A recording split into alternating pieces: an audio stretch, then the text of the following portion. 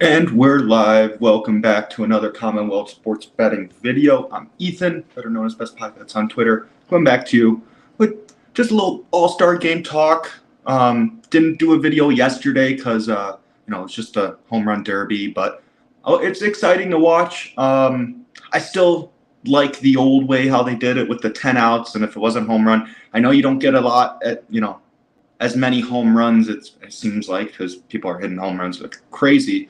In this time limit home run derby era. But it's still fun to watch. It's always fun to watch the All-Star break, even though, don't have that much action. It's hard to, cap them and look at the games from an analytical standpoint. But Ray already in the chat, All-Star game, let's go. Joe, hola, ¿cómo estás? But last week, was Wednesday.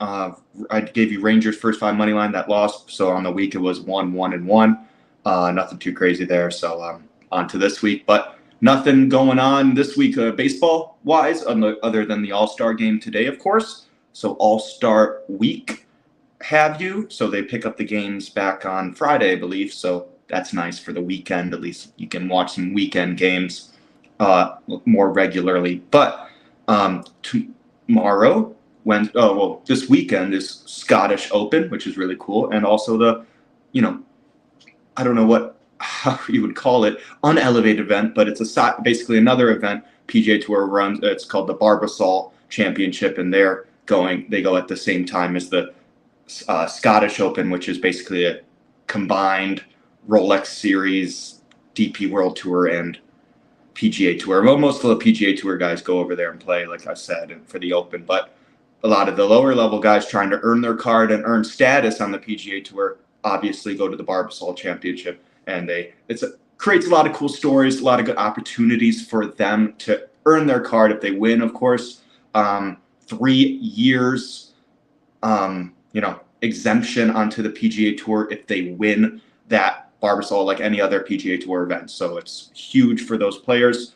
You get to see a lot of stories. Got a lot of lower level guys you haven't heard of, basically kind of have their opportunity to make a name. But so tomorrow I might talk a little bit about that. Nothing too crazy, not too long, and maybe give a pick in that as well. But yeah, Scottish Open. It's beautiful over there. It's a Renaissance Club. I don't know. I think that's what it is. I have to double check. But I don't know if they pronounce it like that, but whatever. But it's cool course, everything like that. So it's always fun to, watch it, kind of get used to what you'll see in the Open next weekend. Not this weekend coming up, but next weekend. So fun to watch, honestly. Still, you get to see a lot more creativity. People can play a lot of shots. You have to know the contours really well, and it just really goes to show like how much a caddy for these events is, like any event, of course, is really needed here, because if you have a knowledgeable caddy that talked to some caddies that worked at that club or whatever, that you really can dial down where your misses can be, where it can funnel down, especially in the link style course, because you can be shooting 20 yards left of the flag and they'll tell you to shoot there, and once you get up to the green, it's 10 feet from the flag or whatever. So it's kind of funny. But TDC, nice to see you. But yeah, All-Star game, Zach Gallen and Garrett Cole get the nod for the start. Really cool to see a Diamondback pitcher. I mean, as I live in Arizona, it's cool to see them doing well. Now it's like the sports radio. The shows, they're always excited for them, always excited to, watch the games.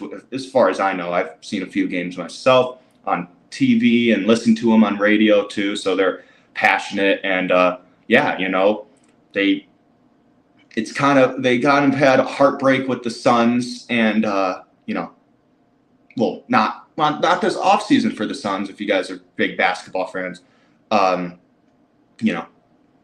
got some good free agents signings as far as I know, but it's kind of heartbreak with the Suns. They're not winning. They want a ring, and with the Cardinals as well, where they think stuff like that. So if you're available, British Open show 1 week from today, I like that. Give people, because Wednesday starts basically at middle of the night for us guys here in the West Coast at least. So, but yeah, I like that idea. Tuesday, 18th, 1 week from today, we'll do a British Open show together. Whether can beat LA, whether the Snakes, Giants, Padres, or Rocks, that's for sure. I honestly, Cubs fan, so I never was fond of LA. It seems like a lot of people have the same, discourse for LA as they do kind of with the Yankees. It's just it seems like, obviously I'm grossly generalization here, but with their annoying fan base like the Yankees with always saying like 27 rings, 20 whatever BS and stuff. But the Cubs faced LA a couple times in their playoff runs during their World Series and years before. So I got to know them pretty well. So it was kind of a hate relationship with them, always knocking us out or something. And I like the fact that people always it's just funny when people make fun of like how the Dodgers won that COVID season World Series, and everyone's calling it fake and doesn't matter. People get really mad over the internet for that. I just read the replies and just keep on going and going. You're just like, what the hell? But going back to the All-Star game, Corbin Carroll, also great story out of the Arizona Diamondbacks. He gets the nod for the start in his hometown in Seattle. Leader, a front runner for the NL Rookie of the Year, I believe, as of today, or a couple weeks ago at least. I don't know if anything changed on that front, but Ellie De La Cruz is giving him run for his money, that's for sure. In the Cincinnati Reds, it's either him or Cruz or Carroll. So it'd be cool to see how they both continued their seasons, and it's really cool for Corbin Carroll. He grew up in Seattle, so All-Star games taking place in Seattle, and he grew up there. He watched Ichiro there and watched all these good guys in the early 2000s for the Mariners. So it's really close to home, obviously. And it's what a cool story. I'm glad he got the nod. I don't know if he'll get a chance to bat because he does have a lingering shoulder injury, but it'd be nice maybe give him a chance to at bat just to have the home crowd basically there, the home Seattle crowd basically cheering him on for being a hometown kid basically. So a lot of cool stories. Always a bunch of fanfare and stuff with the All-Star game. But does the American League make it 10 straight? I think it's 10 straight. I think they won 9 straight, and they're going for their 10th. If someone wants to correct me, please do.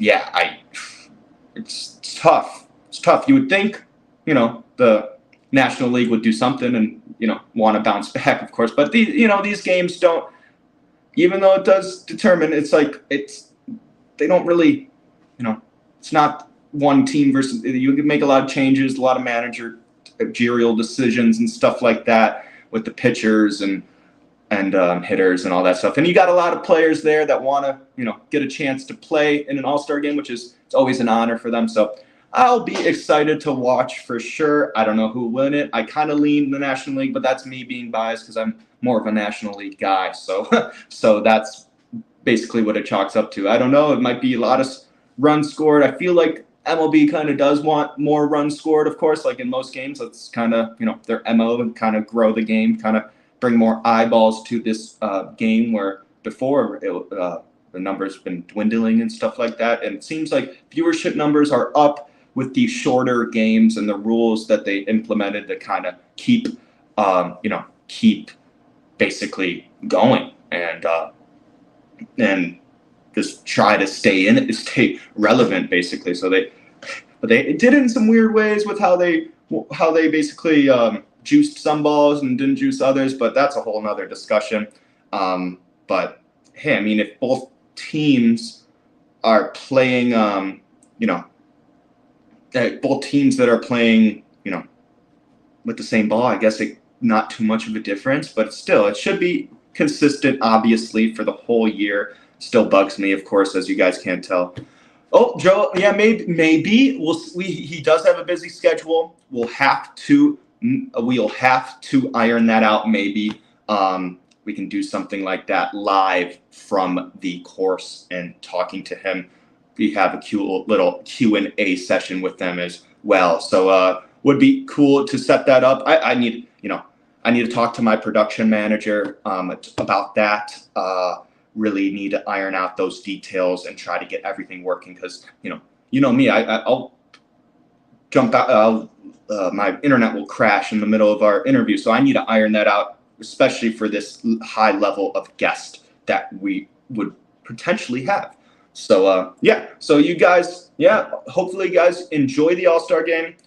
Let's I'm rooting for the D-backs guys to do well, the Corbin Carroll and Zach Gallen, stuff like that. So but that's where my interest kind of lies. I'll watch it, have some fun. I'll be back here tomorrow, same time, talking the Scottish Open, maybe some Barbasol, whatever I decide, whatever kind of comes up. But hope you guys have a great rest of your day.